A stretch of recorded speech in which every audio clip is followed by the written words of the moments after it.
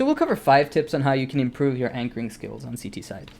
The first is to know that you have to play for time when you're anchoring a site, okay? Don't play for multi-frags. So this is a mistake I see beginners do a lot, where they'll place positions where they think they can take strong fights. They maybe get 1 kill, they jiggle a bit, and then they peek, and there's 2 other guys, and you will never win that fight.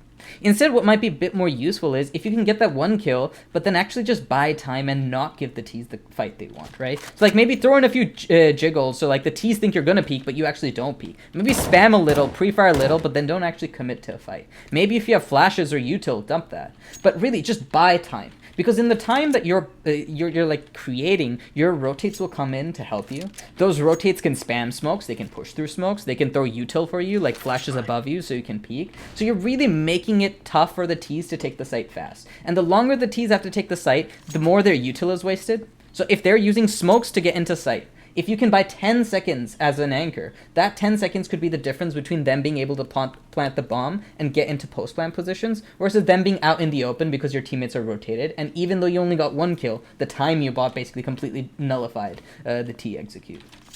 The second tip I'm going to give is learn when to play for info versus when to defend the site.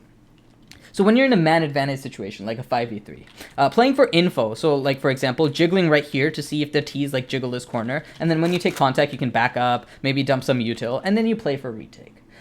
Playing for info is incredibly useful because you deny the T's a chance of equalizing the odds, right? The T's are in a 3v5, they would really love to get an opening and take a site, but what you're doing is you're just making them commit to the site and not giving them a clean fight, right? It's very useful because the T's essentially have no way of like nullifying the 3v5, so you as a CT have a better chance of winning the rounds. On the flip side though, sometimes you can't play for info. So let's say you've been playing B, the T's have been going A 5 rounds in a row, and you suspect this is going to be the round they come B. You can't stay CT here anymore playing for info and jiggling, because what's going to happen is you're going to get smoked off, and there's no way you can help in defending the B site.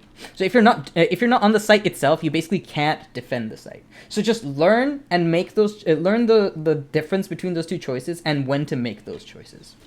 The third tip I'm going to give is the smoke is your best friend, right? If you're new box and the T's molly you, that smoke you can throw on top of yourself will cancel the T Molotov. If you're coffins and you get smoked off, you can throw a smoke in front of you and then use that to like push onto site. So it basically cancels the T smoke, right?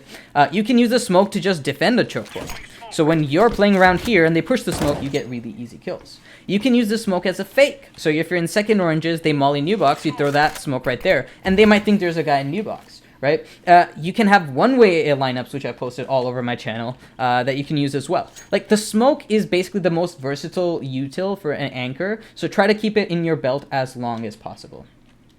The fourth tip I'm going to give is make your rotation slower. It's a very common thing I've seen on lower levels where players basically, they rotate as soon as contact is taken on the other side, and then they end up not being on site anymore. So as soon as the T's commit to site, you're not in good spots. You're not in spots where you can anchor from. So if you get smoked off, like an example is if you're the pit player, your teammates B say, it's B, it's B, it's B. You rotate, you're in library, and then you realize it's actually not B.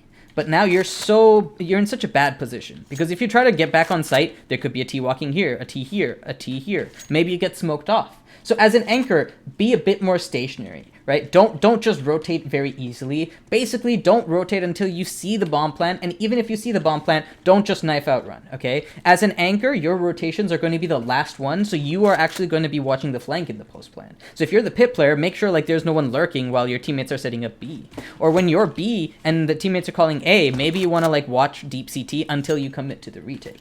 So just be slower with your rotations.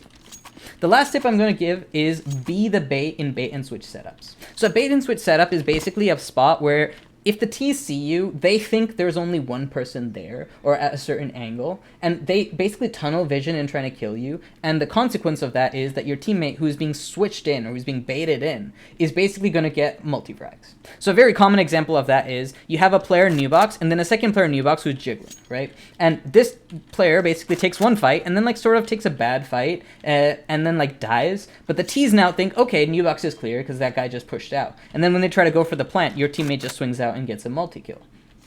if you as the B anchor, like let's say Wraith is the B anchor, and the T's know that for the 5 rounds they've been coming B, Wraith's always been there. If I'm the person who's hiding and someone else is baiting me in, the moment the T's kill that player, they know, wait, but Wraith's not here. Wraith's the B anchor, and that's just like a very easy tell that any smart T side player will make. So always remember, when you're being the bait, when you're the anchor, you want to be the bait. Let someone else be baited in. This happens. Another example of this might be Mirage B site, where you as the B anchor might be jumping like a van and baiting the T's to like hunt you down, but then you actually have a teammate who's boosted in. So just remember, never be the person who's the switch. Always be the bait.